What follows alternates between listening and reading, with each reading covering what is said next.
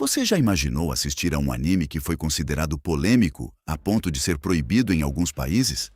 Embora o Japão seja conhecido por sua enorme liberdade criativa, nem todas as obras conseguem atravessar fronteiras sem enfrentar restrições. Em diferentes partes do mundo, governos e órgãos reguladores analisam os animes de acordo com suas próprias leis, costumes e valores culturais. Em alguns casos, pequenas cenas são cortadas. Em outros, a obra inteira deixa de ser exibida, é retirada de serviços de streaming, ou até mesmo tem sua distribuição proibida. Mas, afinal, o que leva um anime a ser banido? A resposta envolve uma combinação de violência, temas sensíveis, questões religiosas, políticas e diferenças culturais que variam bastante de um país para outro. Um dos casos mais conhecidos envolve Attack on Titan. Embora seja um fenômeno mundial, a série enfrentou críticas em alguns lugares devido ao seu alto nível de violência e às interpretações feitas por parte do público sobre simbolismos políticos presentes na história. Ainda que essas interpretações sejam motivo de debate entre fãs e especialistas, elas contribuíram para que a obra fosse alvo de restrições em determinados contextos. Esse exemplo mostra que nem sempre uma proibição acontece apenas pelas cenas exibidas. Às vezes, a forma como uma obra é interpretada também influencia sua recepção. Outro exemplo bastante comentado é Death Note.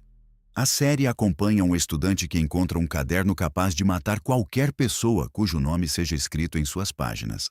A premissa chamou atenção por seu suspense psicológico e pelos dilemas morais apresentados, mas também gerou preocupação em alguns países e escolas após casos isolados de estudantes imitarem elementos da obra. Embora esses acontecimentos não representem a intenção dos criadores, eles alimentaram discussões sobre a influência de produtos culturais em públicos mais jovens e levaram algumas instituições a restringir ou desencorajar sua exibição. Quando o assunto é violência extrema, Elfen-Lied costuma aparecer em praticamente todas as listas. A obra mistura ficção científica, drama e horror psicológico, apresentando cenas de violência gráfica que chamaram a atenção desde seu lançamento. Em alguns mercados, emissoras preferiram não transmitir o anime, enquanto outras exigiram cortes significativos para adequá-lo às classificações indicativas. Isso demonstra como diferentes países estabelecem limites distintos para o conteúdo considerado apropriado ao público.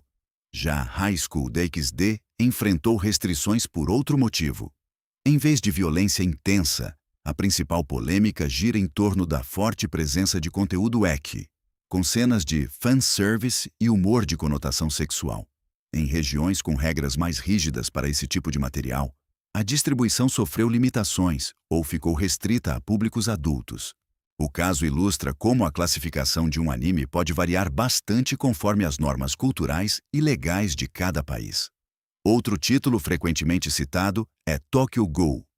Conhecido por sua atmosfera sombria, o anime apresenta confrontos intensos e cenas de horror que levaram algumas emissoras a editar episódios antes da exibição.